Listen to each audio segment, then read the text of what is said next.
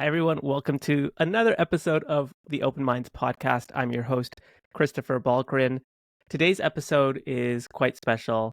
Dr. Amanda Savage Brown joins me, a licensed clinical social worker and a renowned expert on breast implant illness, BII. A robust background in both clinical practice and research, Dr. Brown has dedicated her career to understanding the psychological and physiological impacts of breast implants on a woman's health. Amanda, I'm not going to call you doctor. Welcome to the podcast. I want us to begin on the psychological rationale reasons many women choose to have breast implants. And first, thanks for having me. I was really looking forward to our conversation. I think your podcast is great. So thank you so much. So the psychological reasons of why people want breast implants. And this is my passion place. I could talk about it forever. I had them myself for 12 years. And even when I got them, I knew that I was kind of violating some of my personal values getting them. So even way back then, I was already very curious about the very question that you just asked.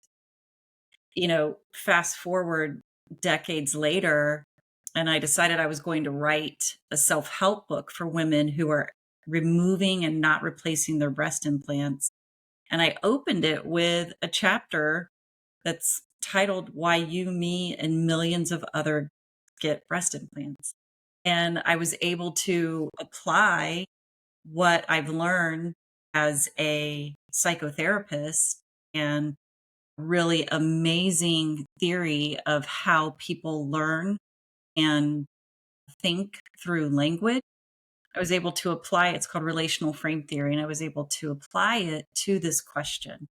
So I'll flip it back to you so I don't talk too much at first, but like, what would you say comes to your mind about why people get breast implants?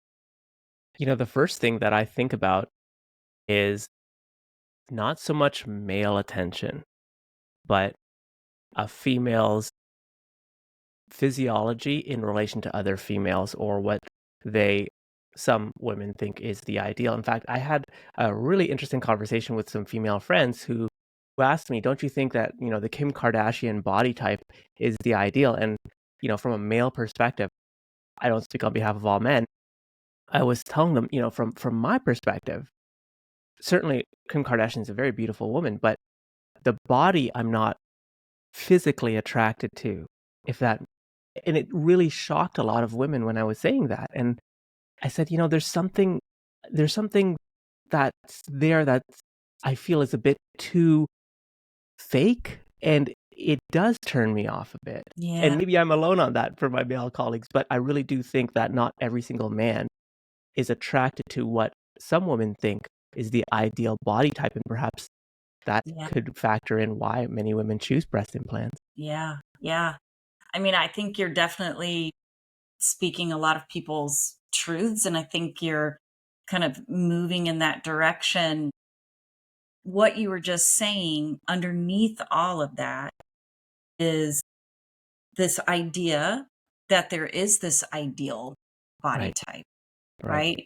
And that when you grow up, when any of us, it doesn't matter if we are going to develop breasts on our body or just behold them on other people's bodies. No matter what, if you grow up in a society like ours, that I refer to it as breast obsessed. So if you grow up in a society, and to be more specific, where breasts are sexualized, and really they're hypersexualized, and they hold a lot of symbolic meaning, right? That it's this kind of epitome of femininity or being womanly. So what happens because of these behind the scenes process going on in everybody's mind, my mind, your mind, patients' minds, doctors' minds, it doesn't matter. But we have these processes that go behind the scenes. So I'll give you an example. If you learn that when you're little, that women have breasts. Your mind all by itself has a hobby of seeing relationships between two things in both directions. So it learns women have breasts, and then by itself, it sees it in the other direction and it's like, oh, breasts are womanly. And then if you grow up in a culture like ours and you learn that bigger breasts are better, your mind all by itself looks at that bidirectional relationship and it derives smaller breasts are worse. Mm-hmm. And it also has another hobby, the mind, of combining these relations that it's learned. Breasts are womanly, bigger breasts are better. And all by itself, it's like women with bigger breasts are more womanly. And it just keeps going. I call that the development of the breast rule book. And again, all of our minds hold the breast rule book. And this isn't specific to breasts, this language process and seeing things in both directions and deriving relationships. Mm-hmm. That happens with like the dad bod. Yeah. Yeah. Everybody now is learning this symbolic meaning that I guess in some camps it's bad and in other camps it's somehow sexy. Right? So Right. to get back to your point, you know, we a lot of times opting for breast implants gets back to this social learning around them and what they mean to us. And if we decide that we are less than, or we're not measuring up to that breast rule book, if it's that our breasts didn't develop or they developed asymmetrically or they don't have the shape, the ideal shape that is prescribed that we've learned that's in the breast rule book, or we breastfeed and then they change their shape or they lose their volume, or we age or we gain weight or lose weight, whatever it is, once your mind feels that you're a little too far from what's been prescribed, the result is inner pain, right? None of us want to feel that we're less than or not good enough. And we care very much, our like pretty much number one yearning as humans is to safely belong to our group. And so if your mind is like, wait a minute, there's a pretty big gap between what's valued socially and what you've actually got, it wants to decrease that pain that's in that gap. And breast implants are marketed. You can go to Google and type in, you know, benefits of breast implants or what will Mm-hmm. happen, what should I expect? And it's just this like panacea of all of these promises of confidence and sexy and power and your clothes Mm-hmm. fitting and you're going to be proportioned and balanced. So the Mm-hmm. mind is like, yes, this will ease that pain that I feel when there's too much difference between me and this thing that I've learned is so socially valued. Wow. Amanda, that is really interesting. And it reminds me of working for, a terrible boss every day, banging your head against the wall, being like, what do I need to do? Appease this person or make this person, give me a compliment. And no matter how hard you try, they're just not. And you feel like you're a failure. And the moment where they just say some small thing, it doesn't even have to be a kudos, it could just be great job, whatever. The dopamine hit that gives you that validation is so intoxicating. And suddenly it's almost like you forget about the bad and you're only focused on that one comment, even though that person may be potentially doing some damage to your career and your career aspirations. Do you think that's very similar to breast implants? It's a dopamine hit for validation in society Yeah. that may not be sustaining long. Yeah, I do. I think I've never kind of thought of it that way. And I'm really interested in that. And I think that for sure, in my work with women on these journeys, not so everyone's journey is pretty unique and they're highly nuanced. I'm going to just speak in some generalities right now. For a lot of people, they do take pleasure from having their breast implants. And, maybe not the whole time they have them, maybe for the first several years. I kind of call that the little honeymoon period, and it is very pleasurable to, wear lingerie or a bathing suit and you fill it out differently and you look like everything that has ever been idealized for you on TV or in movies or Mm. in magazines. It's all around us. And so, yeah, you feel better and it's pleasurable. A lot of, you might start getting more attention, but, the people that I've worked with, a lot of them actually complained that they got unwanted attention, that it became too much or it was uncomfortable. And many of them tell me, and I believe them, that it wasn't really about that. It was more of a personal way that she wants to feel, either in front of the mirror, dressed in, certain clothing, or,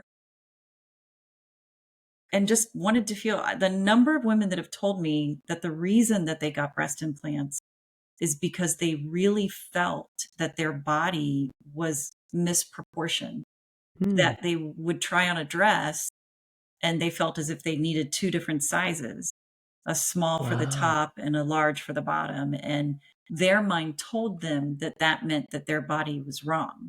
It doesn't occur to them that maybe the dress is wrong, you know? And once our mind decides that something is, quote, wrong, it's not trying to be a bully. It isn't trying to tear us down. It cares very much about fixing that inner pain. And if it can do that by fixing something on the outside of us, it makes it very appetitive, right? And that, once you start looking at before and after pictures and you see before pictures that look just like you, and then you see these after pictures that look just like everything that's idealized, Mm. that puts a process in place that's pretty hard to stop. Amanda, so this is a form in some ways of body dysmorphia, the distorted image of ourselves and wanting to quote unquote fix it through surgery and other processes. Very similar. I remember researching bodybuilders, big muscular men still thinking they don't look muscular enough. Their arms aren't big enough, even though they're very muscular. And body dysmorphia pushes them go to extreme lengths of dieting or anabolic steroid use, etc., because of that image that they have of themselves. Can you tell me about the power the mind has once it has made up the story that the body is not the ideal, and how that kind of manifests in our thoughts and in our self-perception? Yeah, I mean, I actually encourage people to think of it using a concept that I developed. We've all heard of the inner critic. And I encourage everybody to think of, and we all have this part of our mind that I refer to as an inner fixer, right? So the inner fixer is the part of your mind that knows what's valued around you, quickly assesses how well you measure up to that standard, and registers how much pain that brings you, because some people don't care. If it's not painful, the inner fixer is not going to get activated about it. But other people, for various reasons, it can feel quite threatening to them, or it can, lead them to feel really sad or shy or affect their self-confidence, all kinds of downstream effects of that.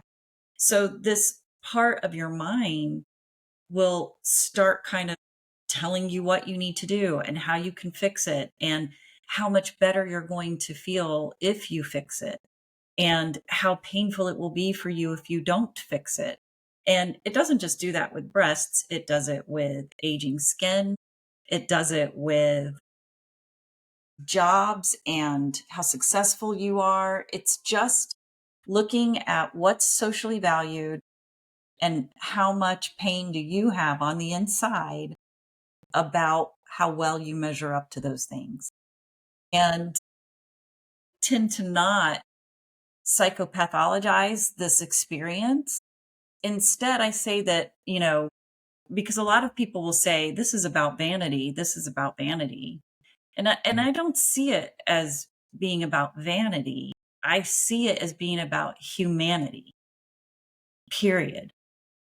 One of our number one drivers is to belong. And people can tell me, no, no, no, no, no. But really, we all really do care about belonging, unless, there's something really serious going on, like sociopathy, but we care about belonging and we want to safely belong. We don't want to constantly feel like this thing about me could get me kicked out of the group. Mhm. This thing about me could get me to be judged and marginalized or ridiculed. And I see this as kind of a predatory experience that is in our society. We all kind of know this pain. I've never met a person yet who is like, no, I've never felt less than. I've Mm. never felt not good enough. We all know that pain, and that pain is what there's predatory practices in marketing that if you do this, you're insulating yourself from that pain.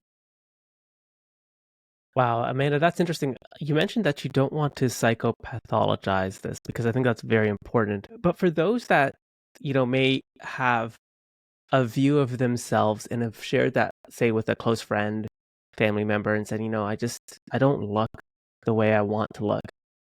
To someone on the outside, that may be very striking because that person could be everything that that person sees as you are the ideal. The person that can attract many men or other women, etc. You are that ideal, but you may not see that. I understand from different clinical psychologists, there's actually ways to address that distortion through like exposure therapy and journaling and really getting to the root of that. How would you address a patient who starts showing you those signs? What they perceive of themselves is not what you perceive of them, their outward expression. Gosh, I would approach it more from looking at, I would say clinically, the term is what's the function of viewing themselves that way. So in layman's terms, it's sort of, what does this get you? And what does it allow you to avoid? Hmm. So what does it get you and what's it allow you to avoid? So and that is the thing that needs to be cared for, is whatever that is. So is it really by seeing oneself in such harsh, judgmental ways? And I'm not really sure that that's a choice that somebody has. It can be as like tinted glasses are stuck on their face. And so no matter what they're doing, they're fused with that self-view, right? And so it's compassionately exploring where that self-label and that self-view came from. How long has it been there? What's the fear? Maybe lowering it. Hmm. What's that open you up to? And what are the opportunities there? So, because sometimes if we see ourselves in a very harsh light and we are really consumed with that, we can stay focused on that and it lets us avoid other things that we really believe are much more painful than harsh self-talk and painful self-judgment. Like Mhm. if I stay focused on these things, it helps me avoid judgment from others. Right. It helps Wow. me avoid group marginalization. So that's very tender work of trying to look at what is this behavior? How's it serve you? You know, we've got to really the thing between our ears, it's not our enemy and it's not our friend. The founder of acceptance and commitment therapy, or ACT, always says that, we can't trust the thing between our ears. It's not out to harm you, but it can sometimes go about keeping you safe in ways that actually are pretty unworkable Mhm, to a full life, right? Like mhm, you're describing something so sad that somebody could be loved and accepted as they are, mhm. and they're just unable. It just feels too risky to open up to that. Wow. That is so powerful because I know for many men, um, you know living in the city, going out on dates, getting rejected, that sense of self-worth probably resonates a lot with them to say that if someone says no to you, it doesn't mean it's you, personally, you as a person. Yeah, It could be a whole host of reasons. Most all have nothing to do with you. for sure. And the internalization of that probably prevents more men from going out there and putting themselves out there. And to your point of being in a position where another door, another experience of life opens up, Yes. and Yes. that's very fascinating. Yeah. Amanda, I wanted to ask you about societal pressure as well when it comes to breast implants, because society does play a role, and specifically, I was thinking about our interview, and I wanted to weave this in, which is the impact of internet pornography on women's perceptions of themselves. I think for many who access pornography without them even knowing, the videos, the pictures, etc., are rewiring their their pleasure sensors Yeah. and their brain I makeup. totally want to high five you through the camera right now. It's the first time I've got to talk about this, but go ahead. Yeah. No, I'm gonna stop there because I wanna hear what you have to say about this Yeah. topic. I mean, what you're saying is spot on. If you look at trends in the porn industry and then look at the way that women alter their bodies, this doesn't seem unrelated, right? So, breast implants have been the number one. Lately, it's been, you know, knocked down to 2 or 3 in terms of popularity, but they've been just the darling of a cosmetic surgery for decades and decades. But if you monitor the stats, the plastic surgery stats, a up and coming surgery that is really gaining ground is labiaplasty, right? And so women are altering the appearance of their labia. And I don't know about you, but we aren't walking around in society seeing pictures of that like we do, cleavage and pushed up breasts and things. People getting together and hanging out, they're not exposing that part of their body. The only way that people are learning that there's a right and a wrong way or an ideal way for that body part to appear must be where they can actually see it, right? And it's driving, in my opinion, it's driving what we're seeing statistically in terms of these procedures. And Amanda, a lot of these procedures are experimental. They're not backed by enough research, enough science, and enough robust testing. Similar but not similar, here in Canada and Ontario, members of the LGBTQ community have really been pushing the government to adopt the World Professional Association's Transgender Health Guidelines, WPATH, which includes many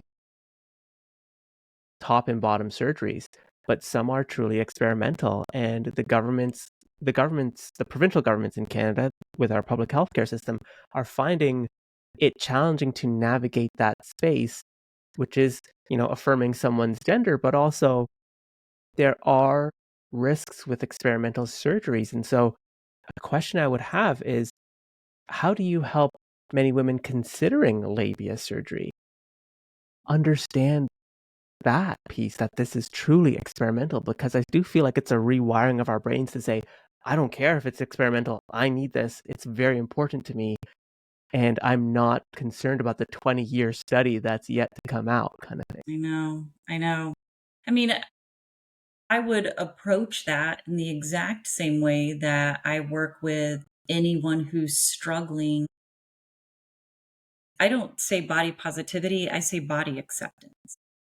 And so if we're struggling with that in any way, I would apply acceptance and commitment therapy and the tenets of that to help somebody be able to look at the way that they're thinking, to be able to catch when they've been hooked by these socially derived, really symbolic meaning that's being applied to these body parts, and Mhm. be able to catch that and to be able to insert also their heartfelt values, not the socially derived ones, not the, you know, bequeathed ethics and morals, but their personal, in their heart, what deeply matters to them. Because sometimes we get so taken up with, like that conversation you shared about your friend saying, "Isn't that just the ideal body?" And you were Mhm. like, "No," but if that's what we're seeing and that's what we're feeding ourselves and thinking about, that's what we believe matters. Mhm. And so a lot of times when it comes to being willing to do these body altering surgeries that may not have, you know, the safety behind it that you were referring to, or the, track record behind it, it's being able to say, why does this hold so much meaning to me? What if I pause and I reconnect with what would matter to me if I lived on a deserted island? How would I be living my life differently or treating my body differently? So we can't trick ourselves. We are social creatures and we live in society. But it's important to reconnect, or for many people, discover your heartfelt values. Mhm. So that's how I would approach it. I would help people look at these, very powerful, they're called hooks, things that get inside us and our heart and our mind, and really kind of start controlling what we do, and help them get some flexibility around that and bring in different perspectives, and to be able to open up to the pain that they feel inside if, they there's a surgery, but maybe they don't trust it or feel safe doing it. That's painful, Mhm. right? And let's not just leave them to that. Let's teach them how to be with that pain. Maybe they don't want that surgical fix at that point, but they don't feel like they have any other way to support their pain. So that has to be done as well. Amanda, I wanted to spend some time on that because that is that point where it's so critical to intervene and work with someone to make the most, we always say, make the most informed decision possible. But we've chatted about the power of the neural receptors inside our mind and how a story can be created, validated, verified, and cemented almost in our minds. You mentioned earlier the permanent tinted glasses that you have on. And you're not the first a person I've talked to where that is the most critical part. Why do you think, and I wonder, can you explain for folks why it feels so impossible at times to reach people at that critical juncture where their minds are made up and they're getting breast implants, they're going down that path, to then bring back up to the surface to say, is this something, is this a story that you've created, that's cemented, that is a distortion of reality? Yeah. Yeah. It's very, very hard. And again, mostly because of what I was describing in terms of once something becomes appetitive, once it's viewed as an escape from pain, once it's viewed a delivery to something better, restoring oneself, right? So lots of people have breast implants placed because they lost their breasts to mastectomy, right? And that's violating the number one rule in the rule book that we all learn, which is women have breasts, Mhm. right? And so, you know, whatever it is that has made that surgery appetitive, if it's, I will be whole, complete, I will finally look the way on the outside that I feel the way on the inside. I will finally, measure up or feel safer in my body, whatever it is, those are really powerful motivators for people. Mhm. And so what happens when you present them with, well, there's 70% chance of this happening and there's a 30% chance of this happening and Yeah. blah blah blah. What they're hearing is, well, that means there's a chance it won't happen to me, Yeah. and Definitely. it's, I so want this, Mhm. I'm willing to roll those dice. I'll Yeah. believe if that happens, my future self can take care of that. Mhm. I'm taking care of me now, and I've had enough pain with this. So Right. it's just moving towards something that they really deeply in their heart believe is going to bring them, you know, pleasure, relief, wholeness, things that are really important to humans. That's so interesting, Amanda, and I think with that lens, we can start understanding not only breast implants, but just in general, why people do some of the things they do. In fact, I spoke with a clinical psychologist, Dr. Ken Zucker, on gender dysphoria, and one thing that Dr. Zucker said throughout the podcast is, "I wish I could talk to parents more so than their child and say, is this something that, you know, children do all types of things. They dress up, they play with dolls, they play with some of it is just children playing, but it's a sustained pattern of behavior over many years where we start seeing gender dysphoria. And so many times he wants to help parents understand that. But to your point, once a mind is made up and a story is there, even if you present the statistics, even if you present some of the science and the research, it's such a gargantuous task to help someone do the self-realization of that Yes. as well. And it must be done with teaching other ways to show up for yourself. Mhm. We live in a culture that is, has a very strong to get rid of pain or suffering. And so we swallow things. That'll numb Mhm. us out. That'll get rid of it.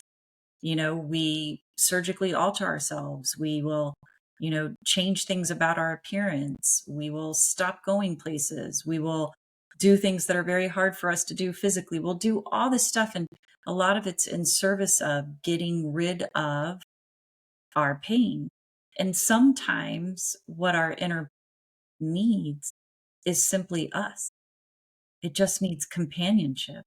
It just needs us to say, I know, I'm here. And we need to teach people that. We need to be cognizant that we live in a place where it's been very advantageous to marketers and producers of things that we swallow and put in our body and do to our, Eh, services that can make us better and do all it. That is very advantageous to them. But that's not always values aligned for us. It's not always something that people can afford to do and or maintain. Sometimes it's just impractical or they don't want to do it, but then they're left with nothing. So an important thing is to teach people, how do you companion, the very human experience of being a little worried that there's something about you that maybe doesn't measure up. I love that, the human experience, Amanda. I'd be remiss if we didn't talk about actual breast implants in our conversation because I feel like you and I can probably have a very long conversation about any one of those topics. So let's talk breast implants. I understand the technology has changed over time. But I wanted to begin this conversation on giving listeners a an overview of the chemicals involved in breast implants themselves and how the technology has evolved over the years and decades. Yeah. I mean, breast implants have been around since the 60s. And initially, they were a different kind of silicone. It was nowadays, we've got something that's highly viscous. They're often referred to as gummy bear implants. The idea is if you cut a gummy bear, it still retains its shape. So the original silicone was much more liquidy and viscous, and the ones that are out now that are silicone are higher viscosity. And then we also have the saline filled implants. Irrespective of if it's saline or silicone, they all have a silicone shell. Some of the shells are smooth and some are textured. And irrespective of all of that, the second that you put a breast implant into a warm body with an active immune system, it behaves differently than how it appears in a lab, right? And so once it gets in the human body, we can see that the body immediately starts trying to protect itself from it. It lays down fibrous tissue around the breast implant that's called a scar capsule. And it's already trying to do its job of creating a barrier between it and the foreign object. And a lot of times later on, when breast implants are removed, and you look at what's on the surface of the breast implant or captured inside that capsule, if it's intact, there has been leaching of things and those chemicals that are coming out of the breast implant. And typically, they're foreign chemicals to us. Our body, I always say the body isn't really going to put out a welcome mat for these two large foreign objects where, it freaks out over a splinter. It's going to it's not going to love these two large objects filled with all these chemicals that are slowly leaking. Amanda, you mentioned the foreign object, and I've heard that before. Some men do calf implants, and the body rejects it, and it turns out that it can be quite deadly. For those that are less aware, less familiar, can you describe what the foreign object, I won't want to say syndrome, but what the body does when a foreign object is introduced into it and how the body reacts to it? Yeah, I mean, your immune system's entire function, its entire purpose is to kind of keep a vigil and guard you against foreign invaders. So, bacteria, viruses, other kind of microbes, foreign objects. And so, in the case of implants, when it's put into the body just recognizes this isn't me. This is foreign.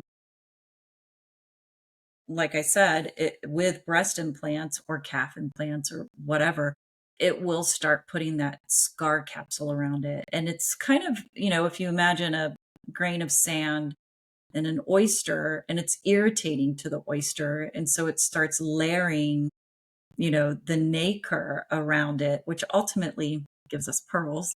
But in this case, we don't get pearls, we get scar capsules, which Wow. is our fibrous tissue that the body is like putting around it because it wants to be in contact with it itself, not the foreign object. And it wants to create a barrier around that foreign object. So in Wow. breast implants, the capsules can be pretty problematic for some women. It can lead to a very common a complication called capsular contracture. And that's where that fibrous scar capsule is getting really, really tight. And over time, it will make the implanted breasts sit high and they'll be very round in their appearance and they aren't very movable. And it can be quite uncomfortable and certainly feels pretty unnatural. Wow. And when you're trying to explain some of these risks to patients, what is the common response? Because I can imagine many are like, okay, I'm going to take my chances. Is there an acceptance of the risks, or do you find that people are Wow, we could do an entire episode on that question too. And I'll take it from a personal level to kind of much more of like a macro level with this question, which is, you know, looking at true informed consent around breast implants. And the history there is really, really interesting and kind of sad. Like, well, let me scratch that. It is sad, right? So many women who have gotten breast implants don't really receive a full, complete, informed consent, or they have been misinformed. For example, I had mine in 2006, and I was told that I could keep my breast implants for life, period. There's no way I misheard that or misunderstood that. And a lot of women from, the turn of the century or turn of the millennia were told the same thing, that these were perfectly safe lifetime devices, barring some kind of traumatic injury like a car accident. And that the I don't believe my surgeon was lying to me. He was saying what he had been told, but they're not lifetime devices. They really do need to be replaced with some regularity. That's also, some doctors will say 10, some doctors will say 15 years. But when you are getting breast implants, whether or not, there's a checklist that they're supposed to go over nowadays that goes through all of these things. And by the time a woman sees that, she's gone so far down that path where they're so appetitive that it's kind of late in the game for a pause, and so it may be way more effective informed consent around those devices and what the body can experience if that was front and center early in a person's consideration. And so, for anyone that's listening, there is a really good guidance document that the FDA put out, and it's called Things to Know About Breast Implants. And then they have another one that's very similar, Things to Consider When Getting Breast Implants. And they're actually both really well done, and they don't mince words, and they're very clear. They're like, you're going to need another surgery at some point in your life. They are going to either need to be replaced or they're going to be removed. And then they're like, when they need to be removed, you're going to be left with dented, wrinkled, creased breasts. You need to consider this. And I think if people had that kind of information given to them, the FDA is very open. These devices have been associated and can cause cancer of the immune system, BIALCL, right? They're very open about it, and things for you to consider and know. And I feel like for me personally, if I'd had that information, because I was rationalizing my way onto the implant table, a full informed consent, the second that I found out that I would have to have another surgery, it would have killed the deal for me, wow. and so many people say that. So it's definitely an area where we need to do a lot better in women's health, is doing a better job of informing people much earlier in Mhm. their consideration process. Amanda, I'd like, as long as you're willing to share some of your personal story, as much as you'd like, as little as you'd like, because I think there's potentially many women who are listening who could probably see a bit of themselves in you as well. And also, the second piece of this is the informed consent on the other end of the consumer is the big business of, plastic surgery and surgery in general. I often wonder if doctors' associations, etc., are the other wing of informed consent as well, because I recognize that those first conversations with the doctor are absolutely critical, because we both know some doctors speak to you and it's like, they could sell paper to a tree, that the way they make you feel, it's like you will be a better person, if you only do this. I'd love for you to share a little bit more as much as you'd like, as well as talk about that consent piece with the doctors.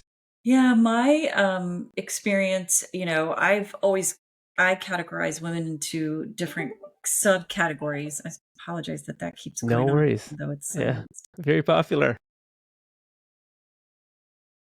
Categorize women into different subcategories. So there's women who are augmenting their breasts because maybe they didn't develop the way that they had hoped, or they developed asymmetrically or with an unusual shape, unusual in quotes. There's other women who opt for breast implants to restore lost volume after age or pregnancy or weight related change.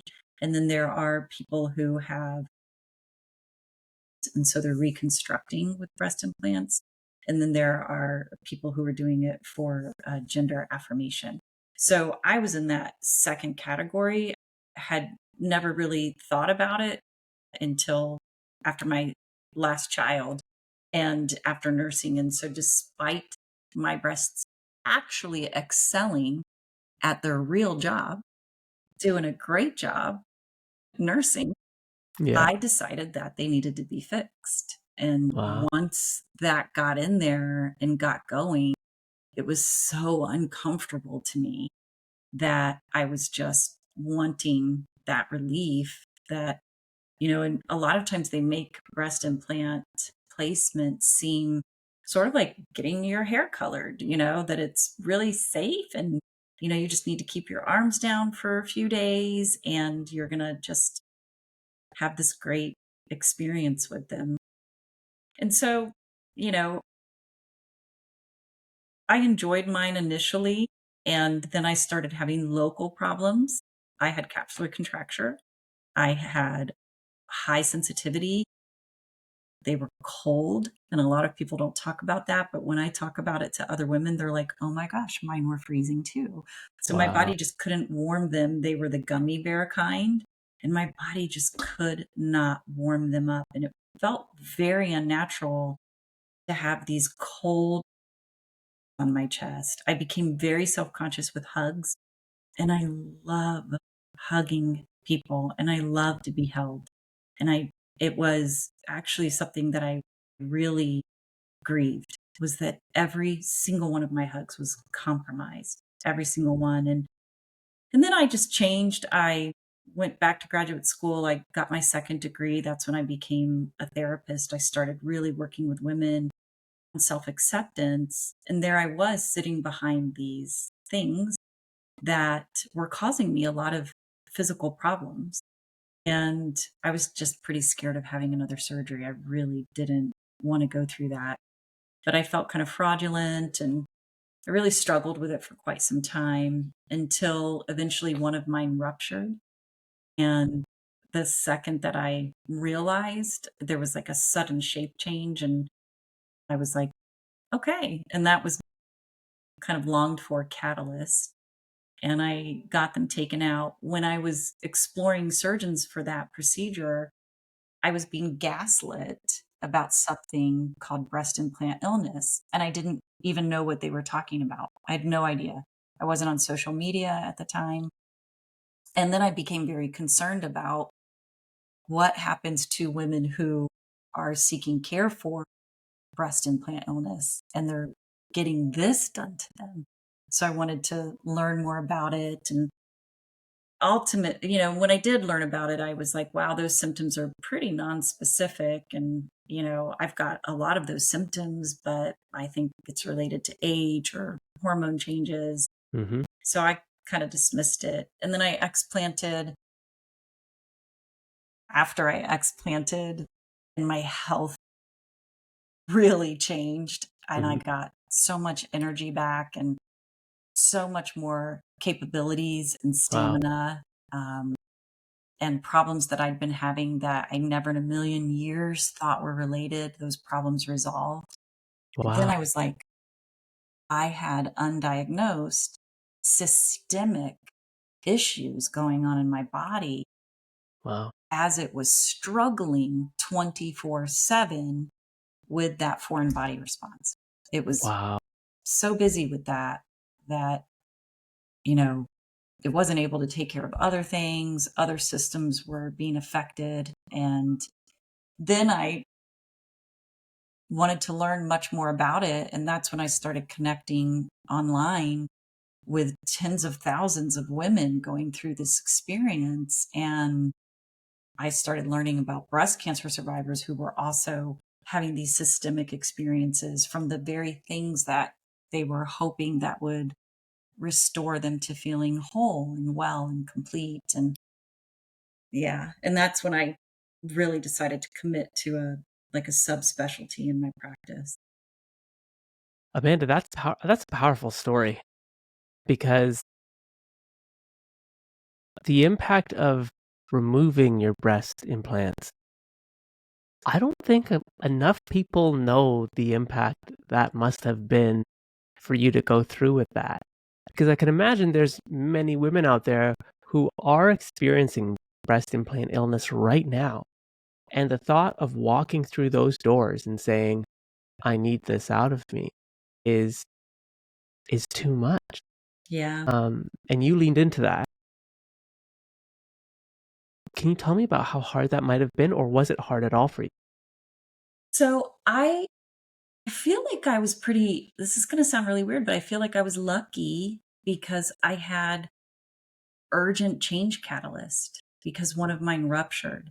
And I was like, that's it, that it's got to get out, and things, the wheels had started coming off pretty quickly at that point. I started developing very weird things going on my body. I don't want to take time to describe too much of Sure, it, but of course. Yeah. once I had the rupture, a lot of systemic suffering escalated. And I still had not really connected the two at all, but helped me move through the ambivalence that you're describing, right? So one of the most well-studied theories around human behavior is the change theory.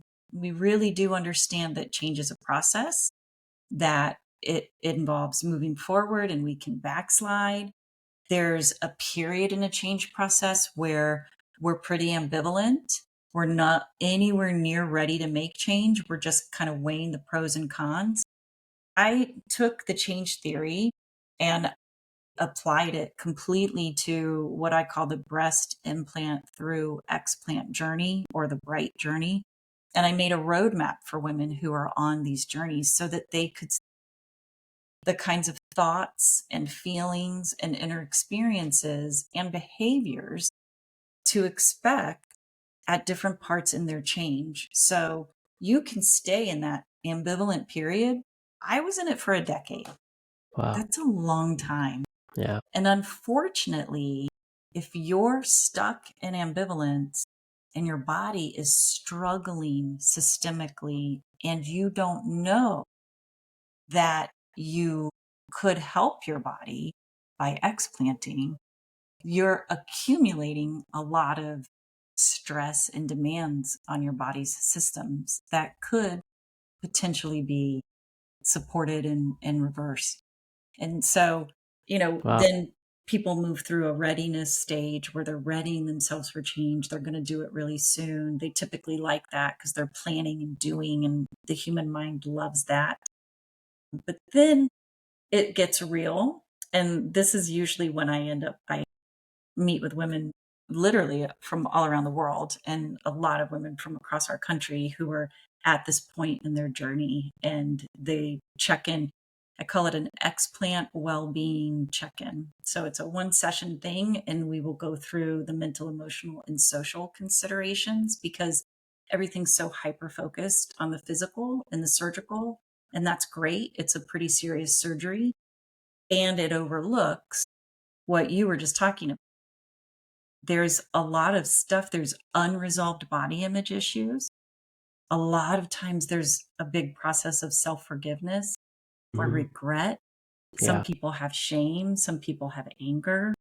Oh, Some yeah. people don't feel well supported. Some people need help putting out boundaries. How are they going to talk to other people about it? What Mhm. about returning to work?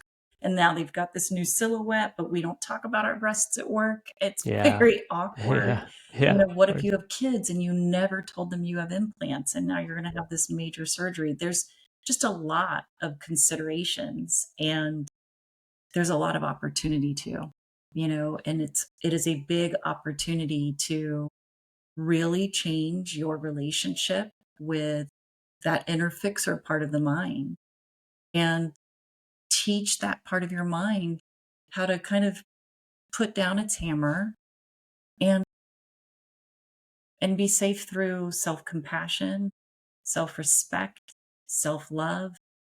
And a lot of us, we don't know how to do that, and strongly advocate that people should use their explant journey as, draw a line. And from this point forward, I will learn these things. I will make them learnable skills rather than these like destination concepts. I will make self love a verb, not a concept. I will make self compassion a practice. It is something I can do, not something I hope to arrive at one day. This is why I love having clinical social workers, clinical psychologists on because, for some people, they may think of this as, oh, that doesn't work, or I've tried all these things. I can tell everyone who's listening to this from my own experience, and some who've listened to previous podcasts know I've briefly mentioned these, and I'll do so a little bit more in detail here. But what I did over, I think it was a 30 or 60-day period, I literally took voice notes to myself about daily journaling. I write, but I found that if I spoke into a microphone, it actually was better because I could be more fluid with my thoughts. I did that for 30 days. I then analyzed all those pages of journaling, and one clear theme was self deprecation, negative self talk.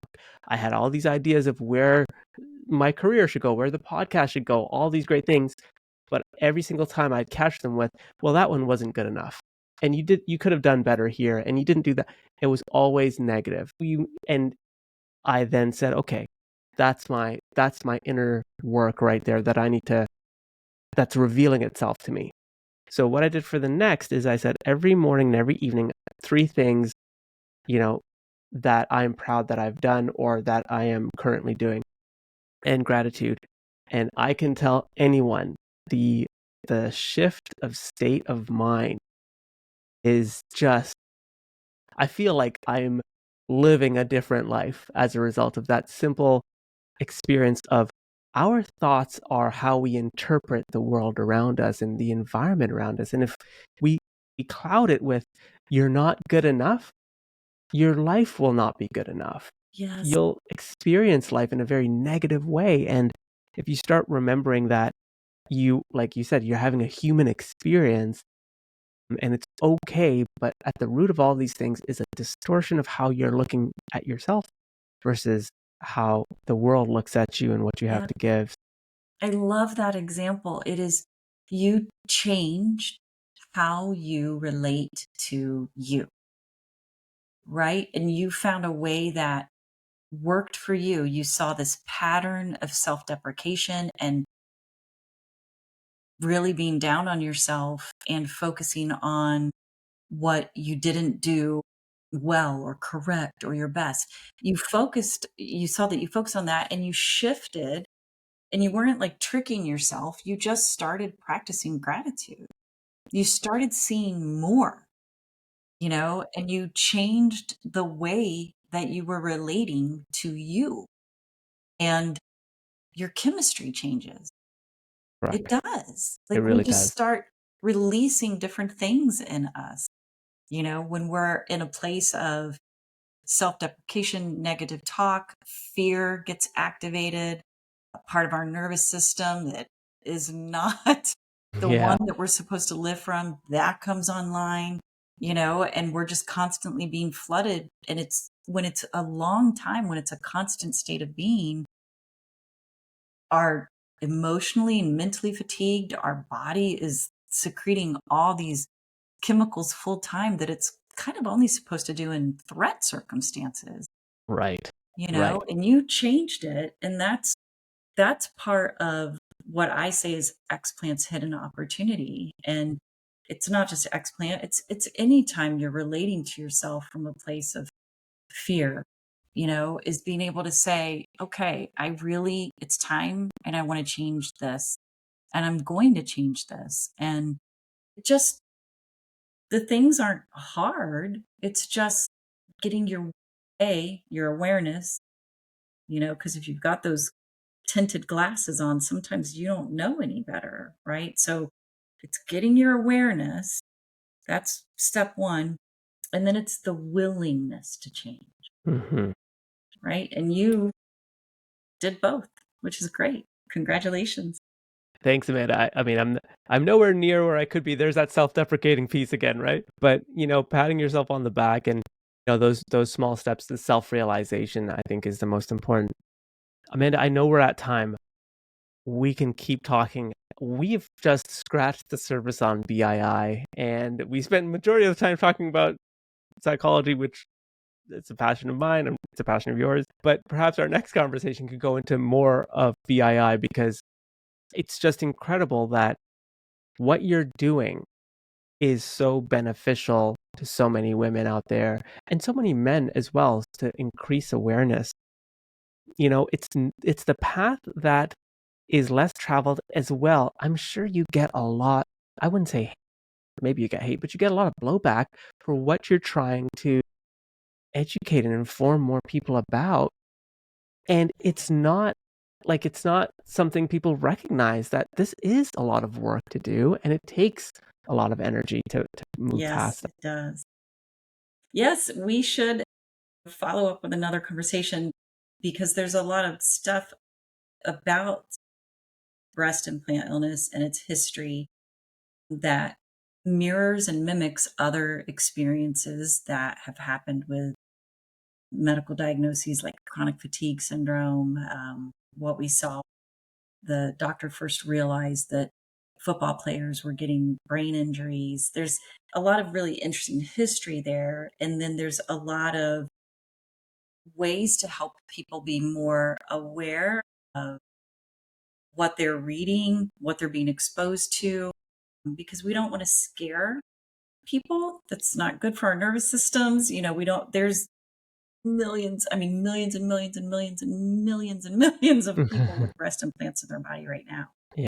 And we don't want to scare people. We want to inform, educate, support, and help. And there's so much to learn about, you know, the body's response. There's huge variability in it, you know, and there's a lot of opportunity there to help people kind of navigate, you know, their journey with breast implants and whether or not that's going to include explant. So lots to learn about. I love that. Amanda, I will leave links below to all your work, including the FDA, which you discussed today. I'm glad that the government recognizes that and trying to put out as much information they can as well, and that this is an issue that they feel necessary more people know about. So I'll leave links to that and all your work, including your website, which is wonderful, by the way. I love your website. And we will definitely schedule a part 2. So for those that are less familiar, please click the links in the show notes below to Amanda's work. It is incredible blog, book, research. It's all there, as well as links to the FDA. Thanks again, Amanda, for your time. I really appreciate you talking about this. It's a topic more people need to be talking about, and you've sparked something here. And this won't be our last conversation. Yeah, that was great. Thanks for your time. I appreciate it.